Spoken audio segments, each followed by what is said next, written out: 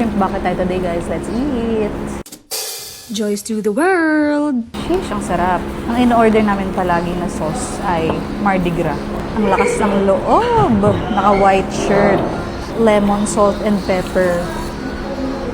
Ay! Tumalsik. Bilis ang pangyayari. Uy, ang sarap nitong Mardi Gras. Parang bitin yung sauce. Yan, oh. Sarap.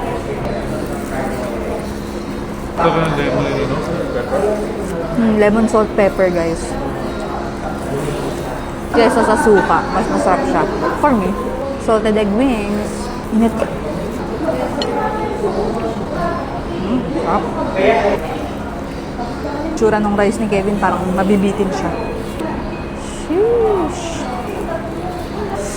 Sarap. Masarap kasi hindi siya overcooked. Hindi nakadikit yung balat. Sarap.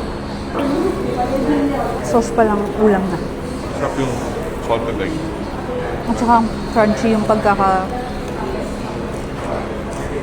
lugo sa kanya. Hindi rin siya overpowering, di ba? Oo nga. Parang tamang-tama. Ito kasi grabe. Salted egg. Saka sarap ng pagkaluto nila sa wings, no? Crunchy. Hindi ko masubo ng maayos kasi yung gloves ko sumasabit. Itong isa ay soulful glaze. Parang siyang Korean style naman. Sarap din. Sarap. Matamis-tamis siya.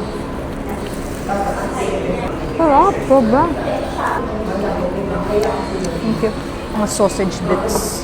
Try nyo itong soulful glaze na chicken. Ang sarap. Sa next na punta nyo. Oh! Then you mix it with the rice. That is the best ever. Wala na akong nasabi, no? Kain lang ng kain. Uy, ang sarap talaga ng salt, pepper, at lemon.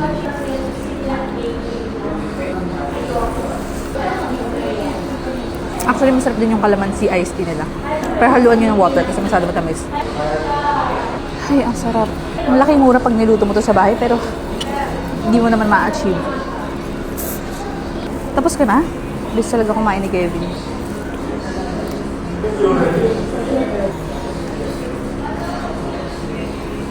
Ay, ang sarap.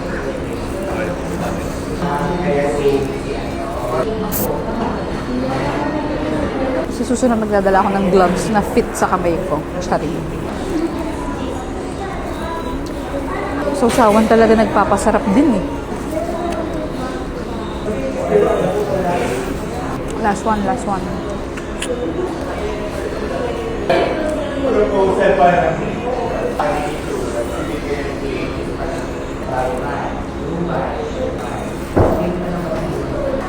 bite. Asim. That's it, guys. Rest of the world.